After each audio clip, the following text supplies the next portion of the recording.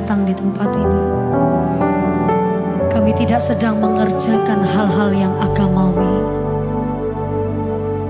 tetapi kami sungguh-sungguh tersadar bahwa kami tidak mampu hidup di luar Roh Kudus. Kami tidak sanggup hidup tanpa tuntunan Roh Kudus. Oleh karena itu Tuhan, hati kami mencari wajah-Mu. Hati kami menanti-nantikan Engkau. Lebih dari apapun, lebih dari siapapun.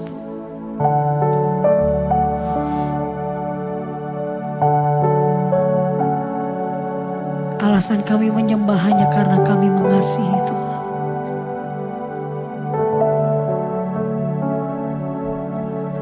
I worship you, Jesus. I worship you with all of my heart and all of my soul. I love you, I love to worship you. I worship you, Jesus. I worship you with all of my heart and all of my soul. I love you, I love to worship you. Mari jemaat Tuhan sendiri katakan, I worship you, Jesus.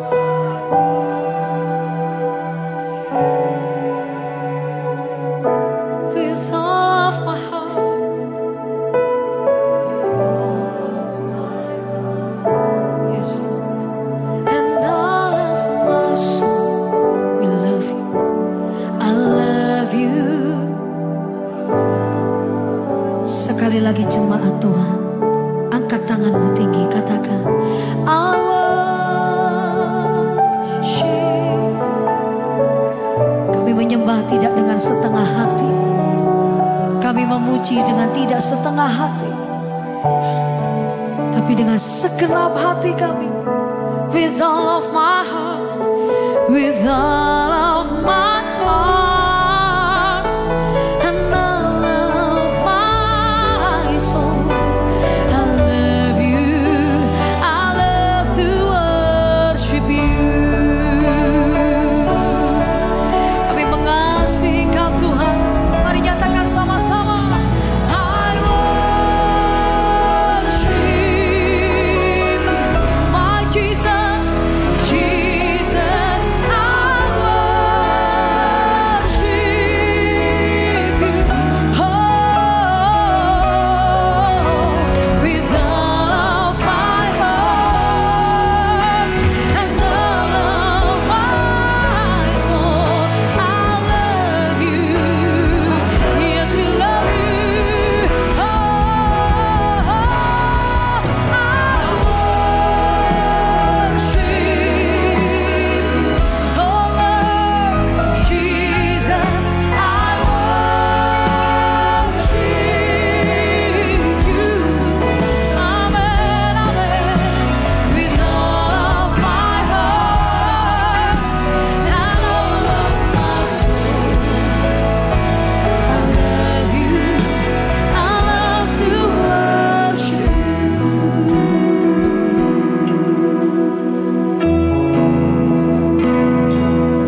Let your spirit fill this place, sweet spirit, fill our heart. Let your presence fill this place as we worship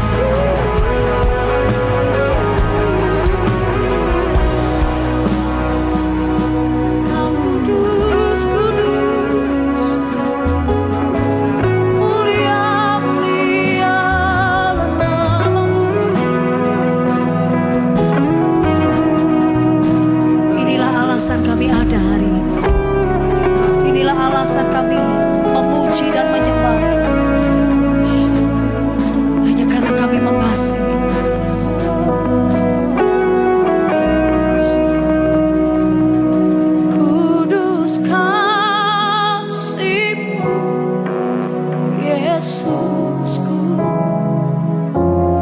kudus kasih-Mu Bapakku, penuhi ku dengan Roh Kudus, kudus nama-Mu, kudus. Akui saudara, kudus kasih-Mu Yesus, kuduslah Engkau.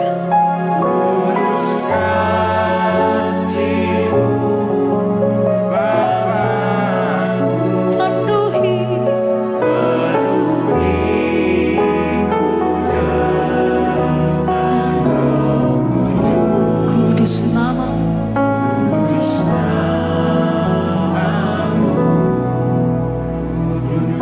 nyatakan kudus kasih-Mu, kudus, kuduslah Kau. Kami menyerahkan diri menjadi tawanan Roh-Mu Tuhan. Penuhi ku dengan Roh Kudus, kudus nama-Mu, kudus. Mari kita bangkit berdiri bersama saudara.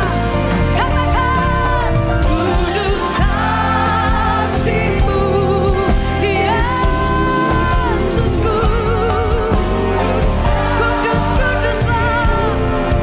Amin, amin.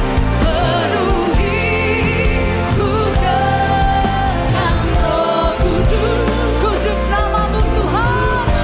Haleluya. Oh yeah.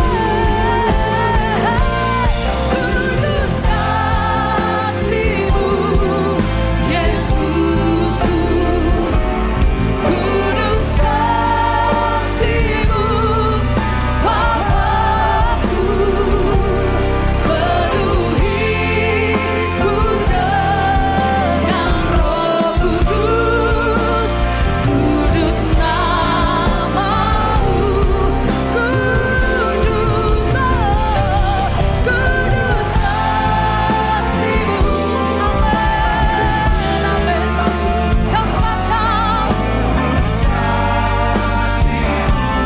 menyatakan Kau kudus, Kau agung Tuhan. Penuhi setiap kami.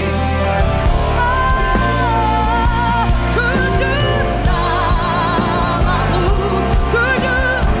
Angkat tanganmu tinggi, katakan kudus kasih-Mu Yesusku, kudus kasih-Mu Bapakku, penuhi ku dengan Roh Kudus, kudus nama-Mu, kudus, kudus nama-Mu, kudus, kudus nama-Mu,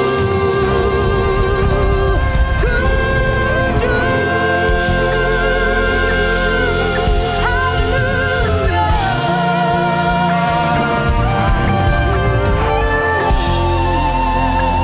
Ini permintaan kami Tuhan, penuhi kami dengan Roh Kudus-Mu, urapi kami, supaya dalam setiap cara berpikir kami, cara bertutur kata kami, bahkan sampai cara bertingkah laku kami, semuanya mencerminkan karakter sorgawi, karakter Kristus Yesus. Karena memang itu yang Tuhan mau, dan itu yang sekarang ini lagi mau kami belajar terus menerus. Hari ini kalau kami mengadakan kegiatan Day of Fire, biar kiranya kami mengundang Roh Kudus itu benar-benar boleh bertakhta di hati kami, bertakhta di hidup kami. Mampukan kami juga menangkap setiap kebenaran firman Tuhan, dan mampukan kami juga melakukannya, karena memang itu yang menyenangkan hati-Mu. Hari ini kami mau sambut kebenaran firman-Mu di dalam nama Yesus Kristus Tuhan. Berfirmanlah kepada kami mau belajar melakukannya. Haleluya. Amin. Silakan duduk Bapak Ibu semuanya. Shalom, selamat malam. Sesungguhnya merupakan sesuatu yang luar biasa buat saya juga, karena kepercayaan Tuhan buat hidup para tim UFO ini. Hari-hari ini mereka semua ini lagi keliling. Kayaknya bandara itu jadi miliknya teman-teman BES. Karena begitu lihat gitu, kamu kemana? Padahal itu kami lakukan dalam konteks bukan kejar setoran loh. Betul. Tapi karena memang Tuhan mempercayakan kami semua untuk kami boleh bersama-sama menyampaikan kebenaran firman Tuhan. Dan hari ini sama, bahwa saya juga rindu untuk berbagi kepada Bapak Ibu di tempat ini. Khususnya juga setiap kali perayaan-perayaan kita adakan untuk memperingati, khususnya kan ada 5 nubuat tentang Yesus Kristus. Nubuat tentang kelahirannya, nubuat tentang kematiannya, kebangkitannya, kenaikan surga, dan yang terakhir nubuat tentang akan datangnya Dia yang kedua kali. Dari 5 ini 4-nya sudah kita alami begitu, bahkan kita sudah lihat sejarahnya, dan itu 4 itu terbukti. Tinggal 1 yang namanya datangnya Yesus yang kedua kali. Saya sangat percaya itu akan segera terjadi. Sehingga kalau itu akan segera terjadi, apa yang akan kita lakukan hari-hari ini? Nah, belajar dari sejarah-sejarah yang sudah ada, bahwa tentang bagaimana Yesus itu harus lahir, bahkan harus mati, bangkit dan naik ke surga. Hari ini saya sangat rindu untuk mencari korelasi gitu loh, hubungan dari kenaikan Tuhan, peristiwa-peristiwa itu dengan kita yang hari ini ada di jam ini, di saat ini, di masa sekarang. Apakah masih ada hubungan, korelasinya? Nah, untuk itu Kisah Para Rasul pasal 1 ayat yang ke-6 akan kita baca bersama. Kisah Para Rasul pasal 1 ayat yang ke-6 itu adalah kisah di mana ketika itu Yesus lagi mengumpulkan murid-muridnya di Bukit Zaitun sebelum beliau naik ke sorga. Lalu di situ diceritakan, maka bertanyalah mereka para murid itu kepada yang berkumpul di situ, Tuhan, maukah Engkau pada masa ini memulihkan kerajaan bagi Israel? Lah, ayat ini itu sesungguhnya kalau di hari ini sesungguhnya korelasinya dekat sekali, saudara, itu berbicara tentang pemulihan. Kenapa kok berbicara pemulihan? Sama dengan murid-murid saat itu ketika melihat sang guru sebelumnya ini demikian mengalahnya, sampai ditunjekin gitu diem, diolok-olok diem, diludah-ludahin diem, dipukul-pukul diem, bahkan sampai dibunuh sekalipun dia cuma mengeluarkan ampunilah Bapa sebab mereka tidak tahu apa yang mereka lakukan. Bahkan sampai ketika mati, murid-murid ini terpresif semuanya. Mereka ini lagi menunggu loh, katanya Mesias ini nanti akan datang dan membebaskan orang Israel. Loh, buru-buru terjadi pembebasan, yang ada sekarang kok malah mati begitu, saudara. Lalu ketika sang guru itu di hari yang ketiga bangkit, lalu setelah bangkit ternyata diperlukan 40 hari sampai nantinya dia naik ke surga. Ternyata 40 hari ini juga kadang kita ini mempersepsikannya itu salah, begitu salah. Kenapa? Karena berkenaan dengan Yesus ketika bangkit dari kematian butuh 40 hari lagi untuk putar-putar di atas muka bumi, tidak segera naik. Tujuannya kalau kita lihat di dalam ayat yang ketiga dari pasal 1 itu jelas bahwa dia berulang kali menampakkan diri kepada murid-muridnya supaya mereka makin yakin bahwa dia ini Allah, dia itu Tuhan, dia itu Mesias. Kematian tidak pernah mengalahkan dia. Dibutuhkan 40 hari, saudara, karena kedegilan hati murid-muridnya saat itu. Nah, kalau hari ini kita ambil poin dari situ, lalu kita juga ngomong, wah sama kalau gitu. Nanti ya kalau engkong meninggal itu 40 harinya lah kita akan adakan. Kenapa? Karena kayaknya seperti Yesus 40 hari engkong ini belum rela gitu, belum tega meninggalkan kanan kirinya. Masih, coba lihat kamu dengar itu. Hari-hari keberapa gitu kan kamarnya engkong yang sudah meninggalkan kadang bunyi-bunyi. Itu tandanya engkong mau datang. Masih ada sesuatu yang ketinggalan, yang mungkin kita lupa masukkan untuk diikutkan engkong. Bapak Ibu, kalau saudara seperti itu menganggap engkongmu tidak naik-naik, padahal engkongmu ini pekerja Tuhan, cinta Tuhan, dan yang membuat saudara kenal Tuhan itu karena engkongmu. Terlalu loh kita ini. Serius. Kenapa? Karena belajar dari kasus perumpamaan Yesus dengan dalam kematiannya Lazarus dan orang kaya itu. Lazarus itu begitu mati saat itu juga dibawa malaikat ke pangkuan Abraham. Para teolog menerjemahkan pangkuan Abraham itu belum surga lah. Tidak peduli lah. Yang mau ngomong surga, mau ngomong Firdaus, mau ngomong apalah itu. Tapi tetap walaupun itu pangkuan Abraham, kualitasnya, rasanya itu sudah seperti surga. Tidak pedulilah saudara ngomong itu apalah, surga tingkat 1, 2, 3 atau itu Firdaus lah, itu Taman Eden yang terhilang lah, apalah. Tapi di pangkuan Abraham pun kualitasnya, situasinya, keadaannya sudah seperti surga dan memang surga. Begitu saudara. Sehingga artinya bahwa buat kita orang beriman, mungkin engkong kita sekalipun, emak kita sekalipun, kalau hari itu mati, hari itu juga percayalah dalam hatimu, engkong emak tidak muter-muter di atas muka bumi. Tapi langsung dibawa naik ke surga. Kalau kita masih menerjemahkan itu, engkong emak tidak tega meninggalkan kita. Terlalu kita ini. Kita itu menganggap engkong emak kita rohnya gentayangan. Lalu engkong ngambil emaknya kita di ngomong hantu, saudara marah, tersinggung. Tapi saudara sendiri yang menciptakan situasi seperti itu. Kenapa harus ke 40 harinya baru saudara rayakan? Kan begitu saudara ya. Kalau memang mau rayakan ya mulai hari pertama sampai 40 hari sekalian saudara. Sekalian gitu loh. Betul-betul KKR di rumah saudara. Setiap hari disampaikan firman. Kan pasti ngomongnya loh Pak capek lah Pak. Nah kalau gitu ngapain 40 hari? Yang sudah berangkat lah saudara. Sehingga artinya Yesus itu perlu 40 hari karena memang dia harus terus menampakkan diri baik kepada 1 murid, 2 murid, banyak murid. Supaya mereka makin yakin. Lalu di hari yang ke-40 itulah sebelum dia naik ayat 6 ini tadi disampaikan. Begitu ayat 6 ini disampaikan sama murid-murid itu dengan kita hari ini. Jujur kayaknya pertanyaan ini pertanyaan yang luar biasa begitu ya. Tapi sesungguhnya ini pertanyaan kurang ajar loh saudara. Kenapa kok kurang ajar? Satu, mereka berkonsep kayak gurunya ini lupa. Makanya perlu diingatkan, guru kau kan sudah bangkit ini. Kemarin-kemarin lu sudah ngalah loh guru. Ya sudahlah cukuplah. Bukankah itu juga menggenapi ajaranmu 70 kali 7 ngalah. Terus gini. Hari ini sudah wayahe guru. You know tahu wayahe? Waktunya guru tunjukkan dirimu, siapa dirimu. Supaya orang-orang itu semuanya tahu guru. Bahwa memang engkau adalah Mesias. Supaya kan gurunya diingatkan. Kadang berapa banyak kita juga lakukan seperti itu. Loh katanya ikut Tuhan itu aku akan jadi kepala. Tidak jadi ekor. Lalu lewat doa kita ingatkan Tuhan pakai ayat ini. Tuhan, bukankah engkau pernah berfirman bahwa aku akan jadi kepala dan tidak pernah jadi ekor. Bayangkan saudara, kayak Tuhan kita ini lupakan janjinya, kita ingatkan. Bahkan kan kau juga berfirman aku akan menghutangi, tidak berhutang.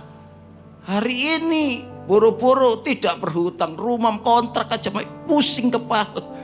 Bulan depan ini kos-kosan harus bayar lagi, anak sekolah harus bayar lagi. Artinya apa ini? Loh, kenapa kita harus memberitahu guru untuk yang seperti itu, memberitahu Tuhan seperti itu? Padahal Tuhan kita ini maha tahu. Bahkan Matius 6 ayat yang ke-32 itu jelas nulisnya. Bapamu di sorga itu ngerti apa yang kau perlukan sebelum kau berdoa, bahkan sebelum kau meminta. Ayo kita sekarang mengerti tentang yang dimaksud Tuhan dengan pemulihan ini. Jangan seperti para murid. Waktunya ini sekarang.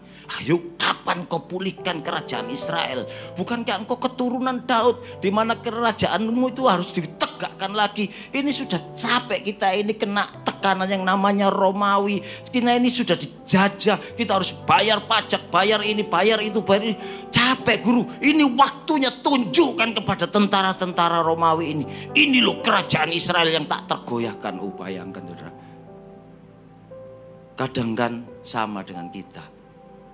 Konsep sudut pandangnya ini loh yang kadang berbeda. Antara murid dan guru, antara kita dengan Tuhan juga. Murid cuma sepenggal untuk sudut pandangnya. Karena saat itu memang mereka lagi kena represif, kena tekanan hidup, kena intimidasi. Baik dari orang-orang Farisi Saduki yang adalah para agamawan itu. Begitu juga dengan para pemerintah-pemerintahan yang ada saat itu adalah tentara penjajah Romawi. Mereka betul-betul terrepresif sampai beberapa temannya ini harus keluar juga dari lingkungan Israel itu. Sehingga ketika mereka lihat gurunya menang, ketika lihat gurunya bangkit, dan kebangkitannya ini betul-betul sekarang ada di sebelahnya. Wah, seketika itu juga bukan cuma imannya mereka saja yang besar, sampai semuanya membesar mereka itu. Karena mereka punya andalan ini ada di sampingnya. Dan mereka cuma mengukurnya sejengkal. Yang namanya pemulihan adalah menurut mereka Israel dibebaskan dari Romawi. Padahal sang guru tahu kalau cuma sekedar membebaskan dari penjajah Romawi itu tidak seberapa penting. Tapi sesungguhnya sang guru ini membuat pemulihan yang jauh lebih bernilai kekal, di mana dipulihkannya hubungan antara sorga dan dunia, antara pencipta dengan manusia yang diciptakannya ini. Pemulihan itulah yang seharusnya dimengerti oleh para murid, bukan cuma sekedar seperti hari-hari ini kita datang ke gereja sakit, Tuhan kalau pemulihan terjadi berarti aku sembuh. Lalu saudara miskin, Tuhan kalau pemulihan terjadi berarti aku kaya. Beberapa yang masih jomblo, Tuhan pemulihan terjadi nanti pulang di rumah sudah antri itu beberapa peleton orang akan melamar gitu kan saudara. Itu pemulihan yang cuma sejengkal-sejengkal. Padahal ada yang lebih dipulihkan lagi, bahwa tadinya kita ini pewaris neraka. Tetapi dengan kematian, kebangkitan Yesus dan naiknya dia ke surga. Siapa saudara dan saya? Jeripaya apa yang saudara lakukan dan saya lakukan? Sampai akhirnya kita bisa menjadi pewaris surga. Bukankah itu pemulihan yang jauh lebih penting dari cuma sekedar sakit dan sembuh? Lalu ada jemaat ngomong gini ke saya. Iya Pak, Bapak enggak ngalami sakit. Kami yang sakit ini loh, masa terus disuruh sabar. Padahal dokter sudah ngomong stadium 4, enggak ada obatnya. Bahkan saya dengar dokter sempat bisik-bisik ke keluarga saya. Katanya nanti kalau saya mau makan apa saja tolong diturutin. Loh berarti kan itu sudah deket itu Pak. Coba saudara, kadang kan kita berkonsep pemulihan itu adalah ketika kita sakit sembuh.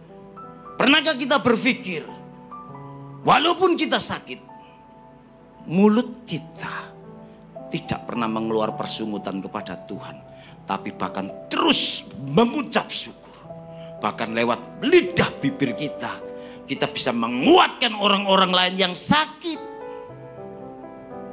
Di salah satu cabang BES di luar pulau, ada jemaat yang kena kanker payudara mungkin ya, stadium 4. Karena sudah betul-betul pengobatannya cuma paliatif, yaitu menahan rasa sakitnya karena tidak ada pengobatan lagi.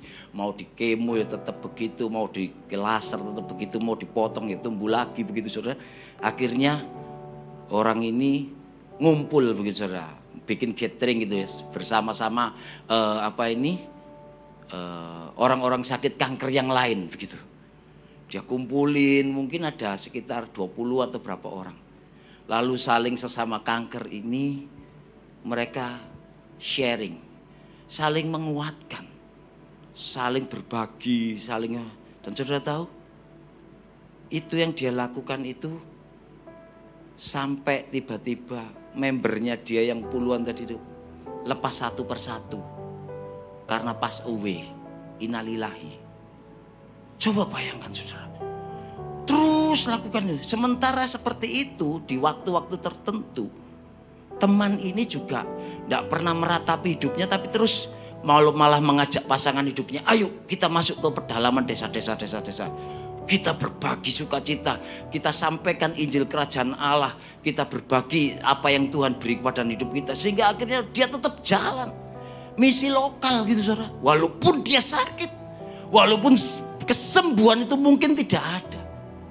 Dan yang terjadi, Beberapa waktu yang lalu saya dengar semua temannya yang dia kumpulkan habis semuanya. Tinggal dia sendirian. Terus tak tanya, bagaimana ya? Sudah? Apa katanya Tuhan? Tuhan mau panggil, berangkat. Kalau Tuhan belum panggil berarti rumah saya belum jadi. Berarti saya terus harus menguatkan teman-teman yang saat ini juga lagi mengalami seperti saya. Supaya lidah bibirnya itu selalu keluar ucapan syukur. Bukan keluhan, bukan persungutan. Ayo pandang pemulihan itu seperti itu. Sehingga dari semuanya yang terjadi, kita sekarang mengerti. Bukan hanya karena sakit disembuhkan, tapi walaupun sakit, kita tetap masih bisa jadi berkat. Itu yang bagus. Bu juga ketika keadaan perekonomian kita masih belum bangkit, itu bukan berarti kita ditinggalkan Tuhan. Tapi walaupun kita masih belum ketemu jalan keluar untuk bangkit dari perekonomian kita, tapi kita tidak akan pernah menghalalkan segala cara hanya untuk memuaskan kebutuhan perut kita, kebutuhan hidup kita. Kita tetap pakai koridor-koridor firman di dalam melakukan pekerjaan kita sehari-hari. Contoh itu Lazarus, orang yang miskin itu.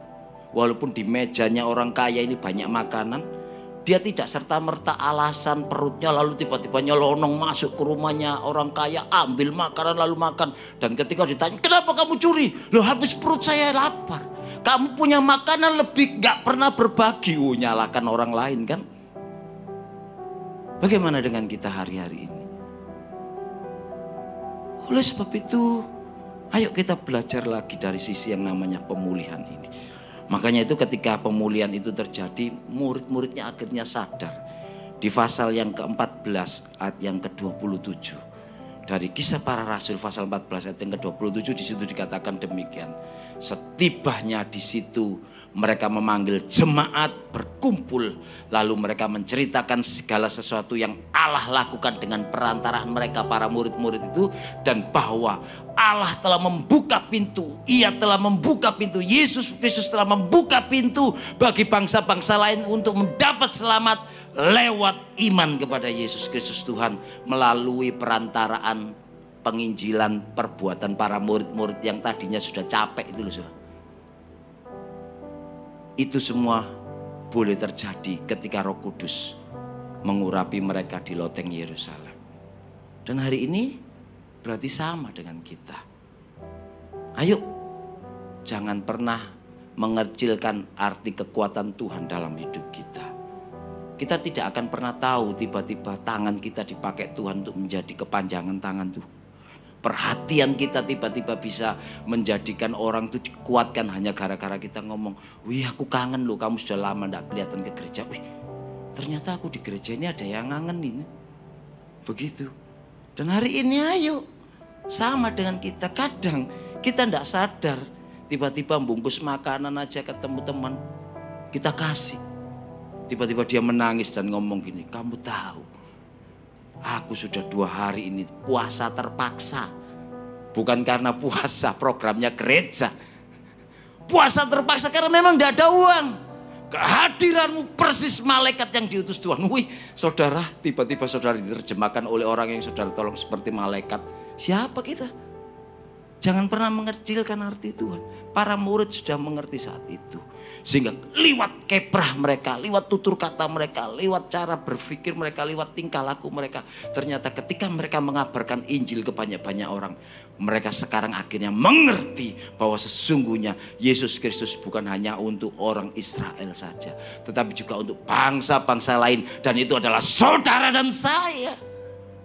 Dampak dari para murid-murid yang mengalami pemulihan itu tadi.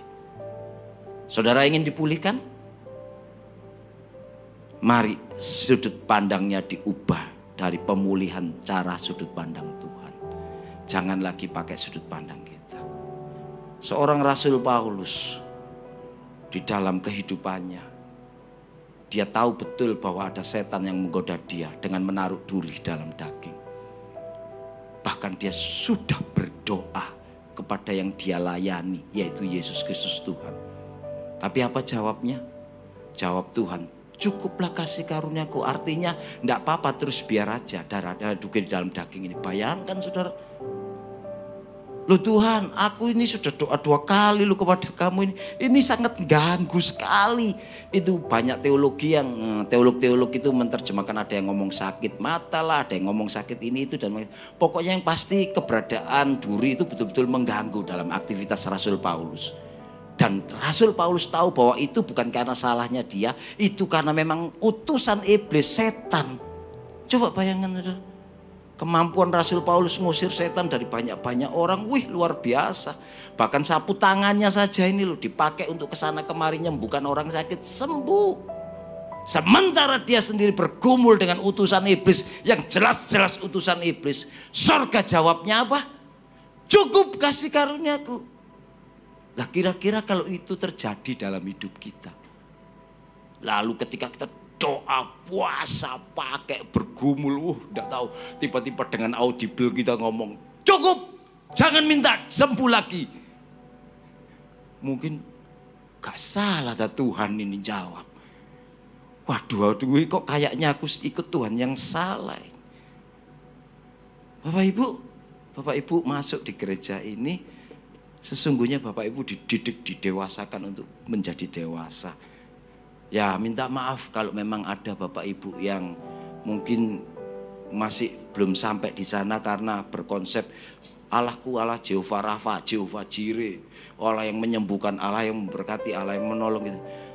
Tetapi kalau sampai hari ini kita cuma bergumulnya itu hanya sakit penyakit kita, sementara kita tidak pernah berdoa untuk orang-orang di sekitar kita, tidak berdoa untuk pemimpin-pemimpin rohani kita, tidak pernah berdoa untuk orang-orang yang mungkin membantu kita di dalam bekerja dan sebagainya, itu sesungguhnya kita sangat egois. Mungkin bersyukurlah kita boleh masuk di dalam gereja yang mendidik kita untuk menjadi dewasa di dalam Tuhan. Rasul Paulus sudah menjadi contoh bagaimana dia ini tetap dalam hidupnya. Duri dalam daging ini tidak pernah tercabut. Problem permasalahannya tidak pernah selesai. Tapi hidupnya jadi berkat, tidak pernah berhenti. Sampai akhirnya dia berani menulis, aku sudah mengakhiri pertandingan dan telah tersedia mahkota kehidupan. Bukankah kita juga rindu untuk seperti itu? Ayo sekarang betul-betul sadari Tuhan itu ternyata untuk memulihkan tidak seperti yang kita pikirkan. Tetapi pemulihan daripada Tuhan bisa juga sesuatu yang luar biasa yang tanpa kita pernah mengerti. Dan jangan pernah lagi datang ke Tuhan untuk membawa daftar tagihan gitu saudara. Berdoa langsung ditanya, Tuhan kamu berjanji begini begitu. Bayangkan Tuhan diingatkan lewat firman lagi. Firmannya itu Tuhan yang ngomong. Apakah Tuhan kita ini pernah lupa akan janjinya? No, malah kita yang dijanjikan seringkali lupa. Tetapi ya itulah kita, berhenti ya untuk jadi kurang ajar. Karena memang kita terlalu saudara, terlalu di dalam kehidupan kita. Ingatlah bahwa Tuhan kita Tuhan yang baik itu, Tuhan pasti yang punya maksud tujuan yang jauh lebih daripada yang mampu kita pikirkan dan kita angankan. Dan itu kita harus istilahnya nurut ngeflow, mengikuti iramanya Tuhan. Dan kita akan boleh melihat bagaimana Tuhan memakai hidup kita untuk menyampaikan kasih setia Tuhan yang besar itu boleh dinikmati juga banyak-banyak orang di sekitar kita. Berikutnya di ayat yang ke-7 dari Kisah Rasul pasal yang pertama. Ayat yang ke-7 demikian dikatakan bahwa engkau tidak perlu tahu masa dan waktu yang ditetapkan Bapa sendiri menurut kuasanya. Maksudnya saat itu gurunya mendidik murid-murid tentang bagaimana waktunya pemulihan kerajaan Israel ini. Sudahlah tenang aja, kamu tidak perlu tahu kapan itu terjadi. Tapi yang pasti itu akan terjadi. Tapi kapannya itu urusannya sorga. Artinya buat kita juga sama. Ada banyak kita, kadang kita itu mengukur waktu itu dengan waktu kita. Sementara kita tidak pernah tahu bahwa mengukur waktu itu harus juga dari sudut waktunya Tuhan. Karena kadang kalau kita mengukur itu dari waktu kita, berapa banyak kadang kita ini stres. Sampai akhirnya lama-lama stroke. Karena ketekan pegangan yang sedemikian rupa. Waduh, sebentar lagi ini, sebentar lagi ini, harus. Coba saudara. Kadang bahkan, saudara lihat, Yesus ketika dengan Lazarus yang ini saudaranya Marta dan Maria itu. Malah konsepnya Yesus itu sengaja untuk tidak datang dan memperlambat diri. Padahal berita tentang Lazarus sakit itu sudah sampai ke beliau. Tapi yang dijadikan Yesus adalah sengaja dia untuk menahan diri tidak datang. Coba kalau sebelum itu langsung datang, mungkin tidak perlu sampai kematian. Tapi itulah waktu Tuhan yang diajarkan kepada Marta, Maria dan orang-orang di sekitarnya. Supaya mereka boleh melihat bahwa Allah kita, Allah yang tidak ada kata terlambat untuk menolong kita. Sudah berapa banyak kadang kita kan berkonsep kalau yang namanya kematian itu the end, finish dari segalanya. Sudah tidak ada lagi, kalau nasi itu namanya sudah jadi bubur. Tapi ketika ada Tuhan yang intervensi, tidak ada yang namanya terlambat dari kata Tuhan. Belajarlah kita juga untuk hidup menurut sudut pandang waktunya Tuhan. Berdoa bertahun-tahun untuk istri, untuk suami. Tuhan, capek aku ini. Suamiku hilang, tidak pulang-pulang. Pulang-pulang jalannya mereng-mereng. Tiba-tiba tangannya tidak meluk tapi ngaplok pagi itu. Aku mana kuat Tuhan, mana kuat. Saudara, kalau saudara ketemu problem hidupmu seperti itu dan diizinkan kejadian itu terjadi dalam hidupmu, itu tandanya kau kuat di mata Tuhan. Bukankah firman-Nya jelas ngomong, tidak ada pencobaan yang melebihi daripada kekuatan. Oleh sebab itu yang lebih banyak itu adalah bukan kita tidak mampu, tapi kita tidak mau. Itu yang terjadi. Sehingga sampai kapan ini? Sampai kapan? Ya sampai salah satu bertobat atau salah satu berangkat. Faham ya saudara? Sampai kapan saya harus bergumul untuk suamiku ini, untuk istriku ini, untuk anakku ini? Sampai kapan ini? Untuk keluargaku ini sampai kapan? Ya sampai Tuhan berkarya. Karyanya Tuhan bisa membuat yang kita doakan terjadi. Tapi juga bisa jadi yang kita doakan tidak terjadi, dia diberangkatkan duluan. Artinya itu tandanya bahwa kita betul-betul kuat di dalam Tuhan. Tidak ada lagi keluhan-keluhan yang ngomong capek aku Tuhan. Coba kalau ada pasar yang bisa buat tukar tambah begitu ya Tuhan. Tambah berapapun aku akan tukarkan suamiku lah. Saudara ngerti maksudnya? Itu tandanya kita mau lari dari kehidupan. Lari dari kurikulum yang seharusnya kita kerjakan, kita alami. Sama dengan kita semua hari-hari ini. Oleh sebab itu saudara, jangan merasa menjadi orang yang paling berat hidupnya. Karena sesungguhnya orang lain pun juga ada yang mengalami mungkin sudut pandangnya saja yang beda. Dan itu juga berat. Oleh sebab itu kalau kita tahu sama-sama punya problem masalah, jangan gampang-gampang bercerita masalah kita kepada orang lain. Karena orang lain itu juga punya masalah. Iya, kalau orang yang lain itu kita ceritain terus dia juga dengan serta-merta membuka hatinya dan mau juga menampung keluh kesah kita.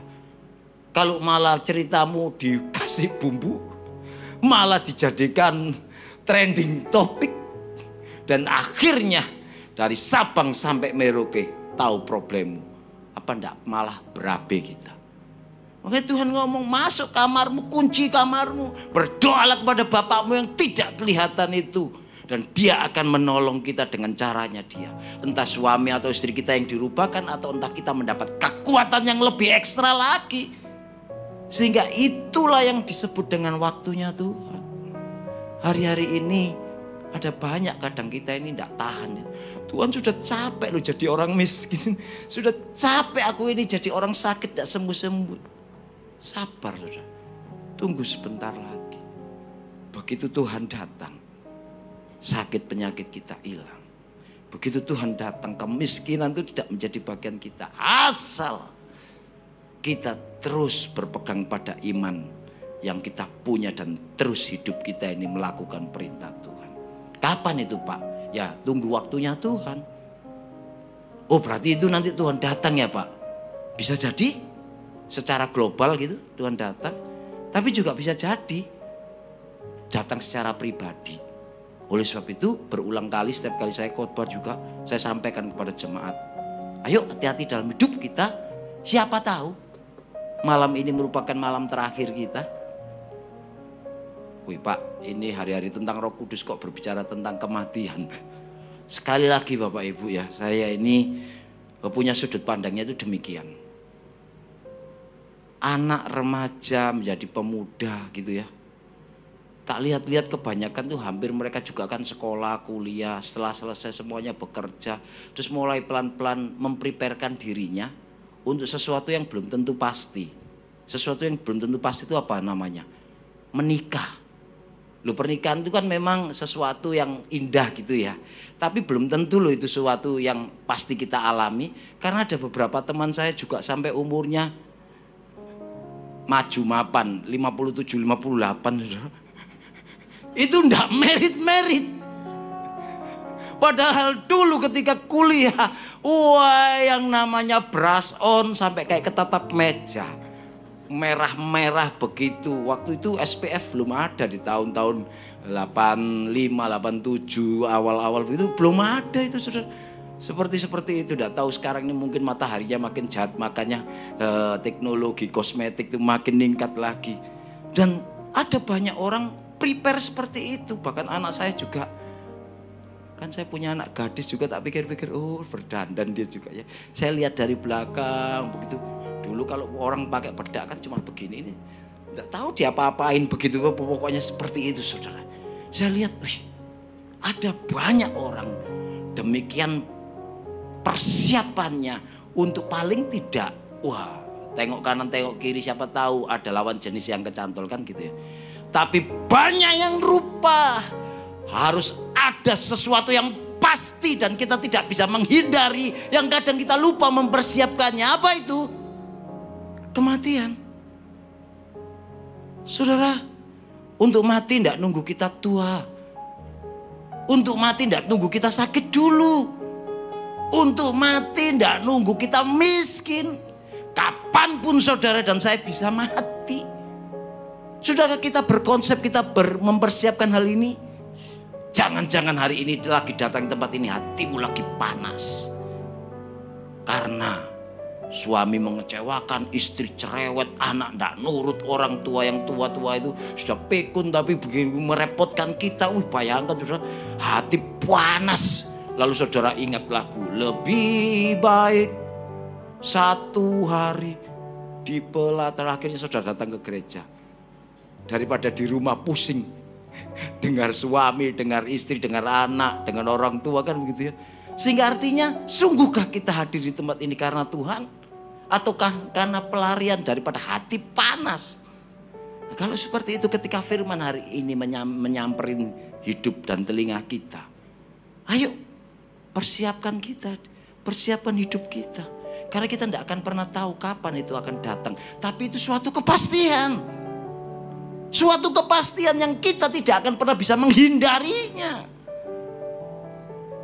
Oleh sebab itu, berkonsep untuk hidup hati-hati itu akan membuat kita menjadi orang-orang yang bisa menyenangkan hati Tuhan. Nah, itu namanya waktu Tuhan. Kenapa kok seperti itu? Karena di ayat yang ke-10 dari pasal 1, berjaga dan bijaksana itu, pasal 1 ayat yang ke-10 di situ dikatakan, ketika mereka sedang menatap ke langit waktu Yesus naik itu, tiba-tiba berdirilah dua orang yang berpakaian putih dekat mereka. Ayat yang ke-11 dikatakan, sementara mereka bengong-bengong lagi lihat ke atas, lalu tiba-tiba di ayat ke-11 yang ngomongnya, dan berkata kepada mereka, hai orang-orang Galilea, mengapa kamu berdiri melihat ke langit? Yesus ini yang terangkat ke surga akan meninggalkan kamu. Yang meninggalkan kamu akan datang kembali kedua kalinya dengan cara yang sama seperti dia naik ke surga. Artinya saat itu ketika murid-murid sudah ditata, sudah demikian rupa, ketika melihat sang guru naik, wow, mereka terkesima semuanya. Wow, memang ini betul-betul Mesias, memang ini betul-betul guruku, ini Allah, memang betul-betul guruku, ini memang Tuhan pencipta langit dan bumi dan lain sebagainya. Mereka betul-betul terpukau begitu saudara. Sampai akhirnya bengong. Padahal mereka punya tanggung jawab. yang lebih hanya sekedar melihat dan mengagumi Tuhan yang dahsyat, yang hebat, yang luar biasa itu. Hari ini sama, mungkin pertolongan Tuhan pernah kita alami, keajaiban Tuhan pernah kita alami. Ayo, jangan pernah stop, berhenti sampai di mengagumi Tuhan seperti itu saja. Tapi di hidup kita ada tanggung jawab untuk kita juga terus menjadi kepanjangan tangan Tuhan. Dikatakan bahkan diingatkan, jangan lupa Yesus yang naik itu nanti akan turun. Artinya kalau dia nanti turun, seperti yang ajaran pernah diajarkan waktu sebelum dia menaik ke surga, Yesus kan ngomong, nanti kalau anak manusia akan datang kedua kalinya, masihkah didapati iman di bumi ini? Artinya masihkah ada orang-orang yang bertahan dengan kehidupan mengikut Yesusnya? Karena sering kali benturan, tekanan, himpitan kadang membuat kita ini pat gulipat. Kadang kita ini masih kong kali kong, kadang juga kita masih jingjai gitu loh dengan yang namanya dosa, kesalahan dan pelanggaran. Hati-hati saudara. Karena Tuhan itu terus berurusan dengan kita pada saat hari ini. Tuhan tidak pernah lihat dosa kita masa lalu atau juga pahala kita masa lalu. Yang Tuhan lihat adalah hari ini. Bersyukurlah kita kalau semua hari ini ada di tempat ini dalam kondisi memang hati kita rindu untuk berjumpa dan bersekutu dengan Tuhan. Tapi jangan pernah lupa, persiapkan diri juga. Karena kapanpun Tuhan akan datang, itu akan datangnya seperti Wahyu pasal 3 ayat yang ketiga, ayat yang terakhir ini saudara. Dikatakan demikian, karena itu ingatlah bagaimana engkau telah menerima dan mendengarnya. Turutilah itu dan bertobatlah. Bertobatlah saudara. Kenapa? Karena jika engkau tidak berjaga-jaga, aku akan datang seperti pencuri dan engkau tidak akan tahu pada waktu manakah tiba-tiba aku datang kepadamu. Artinya kalau kita tidak berjaga-jaga, kalau kita tidak bertobat, Tuhan itu akan datang kepada kita dalam waktu yang kita tidak tahu. Datangnya itu seperti pencuri. Jadi kalau kena ayat ini, kalau saya tanya ke jemaat, aku akan datang seperti pencuri. Saya tanya kepada jemaat, berarti Tuhan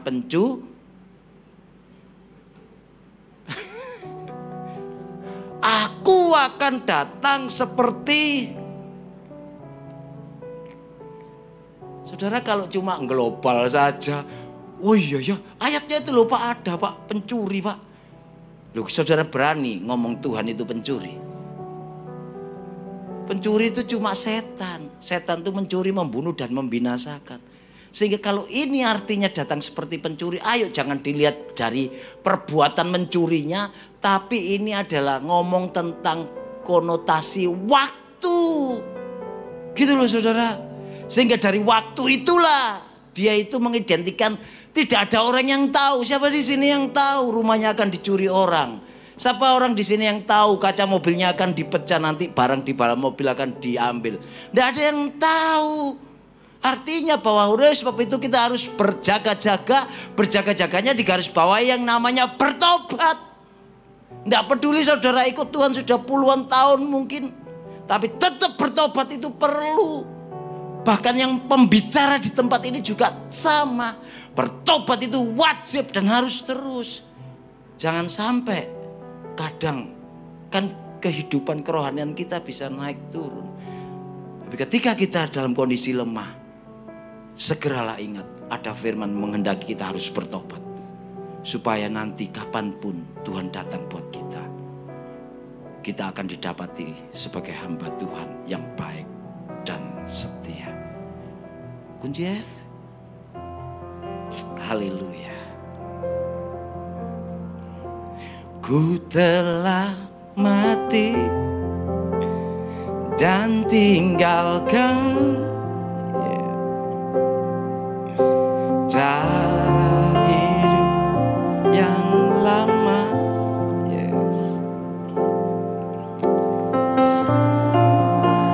Sia-sia dan tak berarti lagi hidup ini.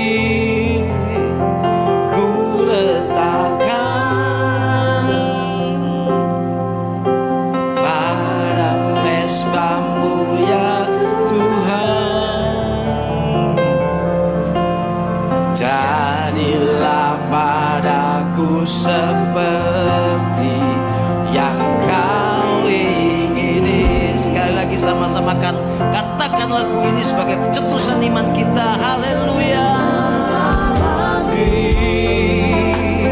Dan tinggalkan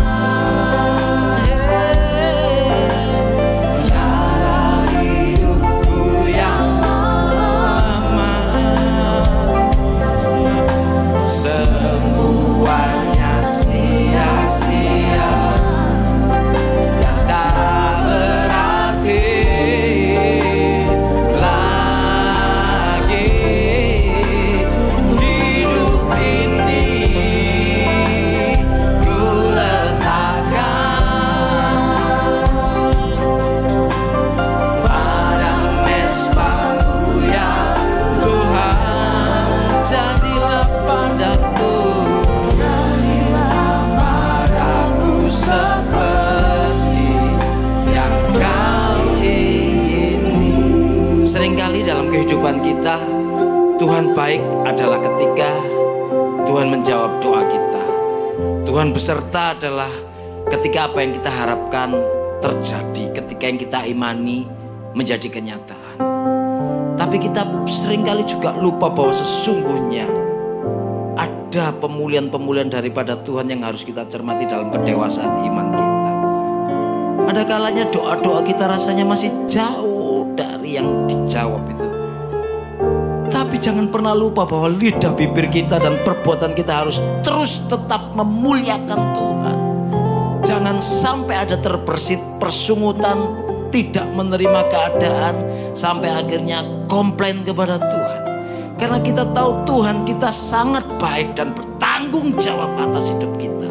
Tidak ada sesuatu yang terlewatkan dari matanya, dari hatinya, apapun yang terjadi dari hidup kita.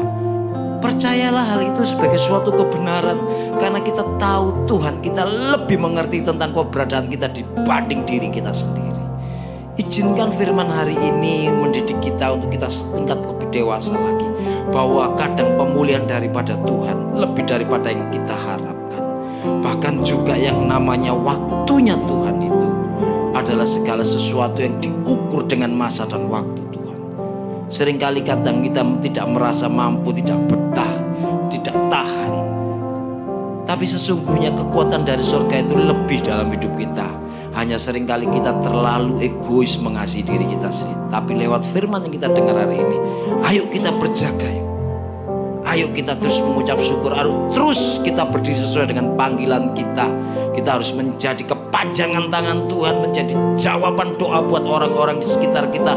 Bahkan panggilan kita benar-benar boleh menjadi wakil Tuhan, itu boleh kita kerjakan.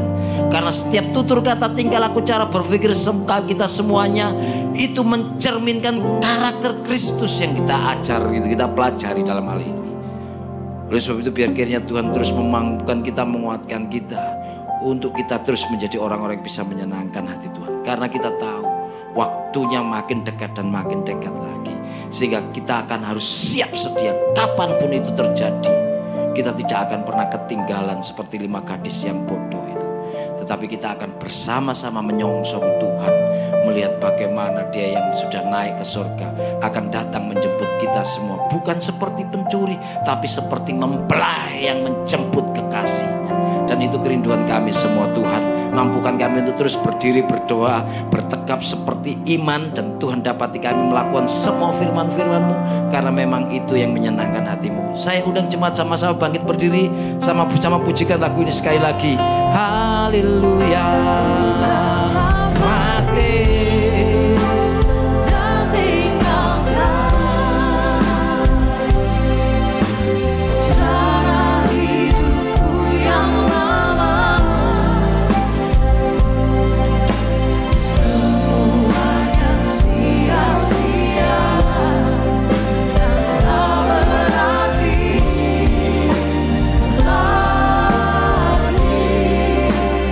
Hidup ini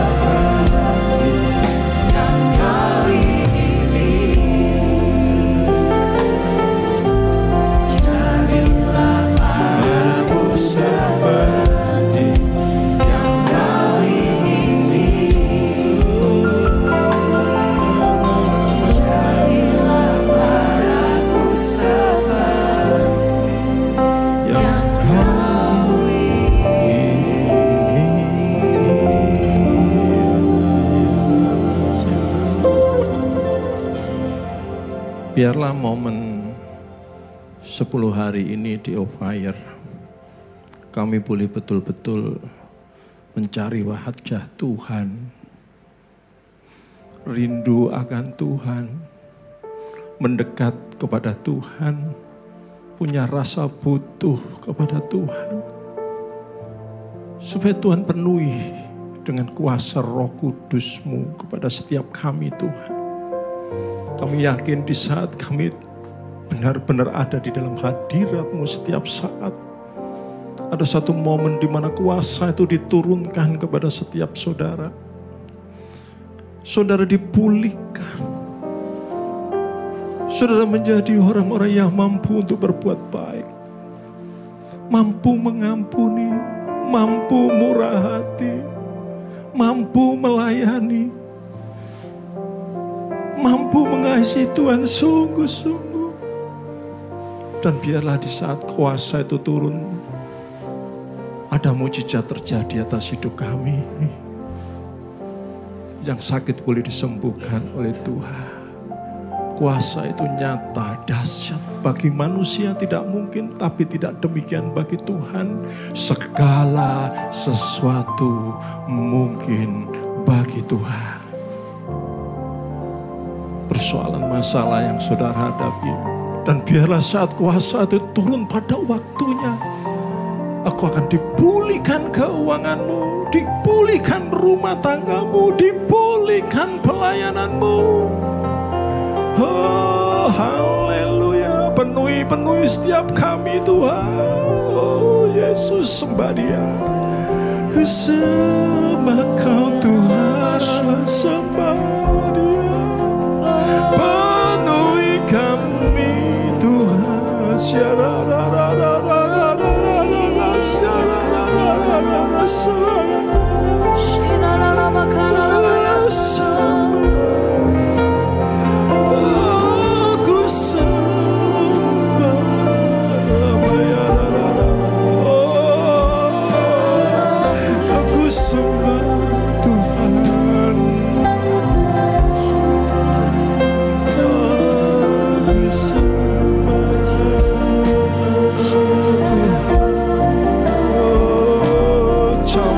Setiap kami Tuhan, jamah setiap kami, ku ingin mendekat kepadamu Tuhan.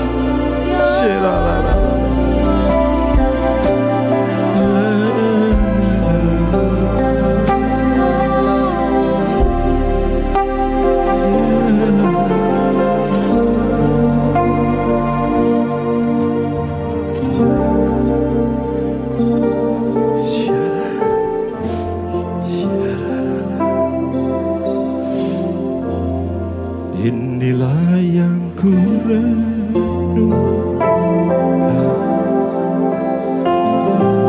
setiap waktu. Oh, haleluya.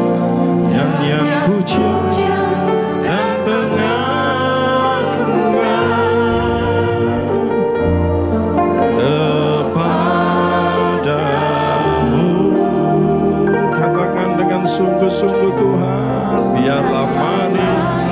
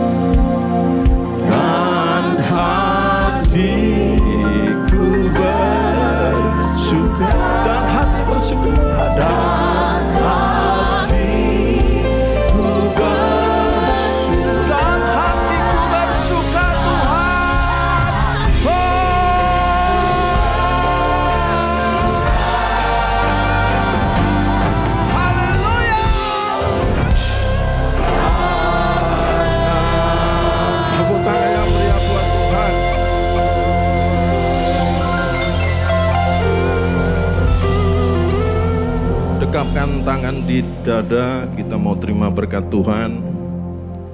Jagalah hatimu dengan segala kewaspadaan, karena dari sanalah terpancar kehidupan. Jemaat yang dikasihi Tuhan, pulanglah. Jadilah berkat. Dan terimalah berkat rahmat anugerah dari Allah Bapa di surga. Di dalam putra tunggalnya Yesus Kristus yang telah mati bagi dosa kita. Dan bangkit pada hari yang ketiga. Sehingga kita menyembah Tuhan Allah yang hidup. Dan iman kita bukan kepada Tuhan yang mati. Dia naik ke surga, menyediakan rumah bagi kita. Sehingga kita punya pengharapan yang pasti. Dan dia akan datang kembali untuk kedua kalinya. Menjemput gereja dan umatnya. Yang berjaga-jaga, kudus, dewasa, bijaksana, serta menghakimi dunia. Dan di dalam persekutuannya dengan rohnya yang kudus, yang membuat hati kita berkobar-kobar, roh kita menyala-nyala di dalam kasih semula. Roh Kudus yang menghibur, menguatkan, memelihara, menginsapkan, menuntun, dan memimpin kita kepada kebenaran dan kekudusan.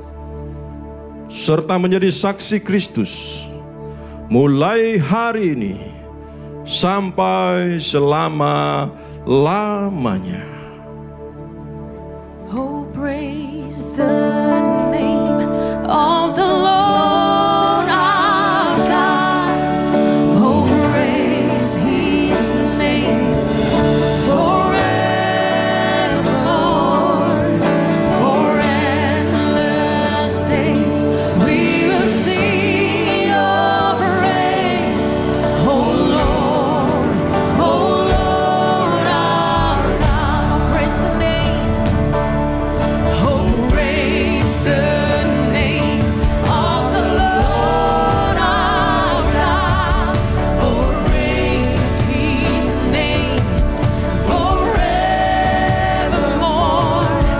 For endless days we will sing your praise. Oh Lord our God. Mari berikan tepuk tangan sorak-sorak kemuliaan buat Tuhan kita. Sama-sama katakan.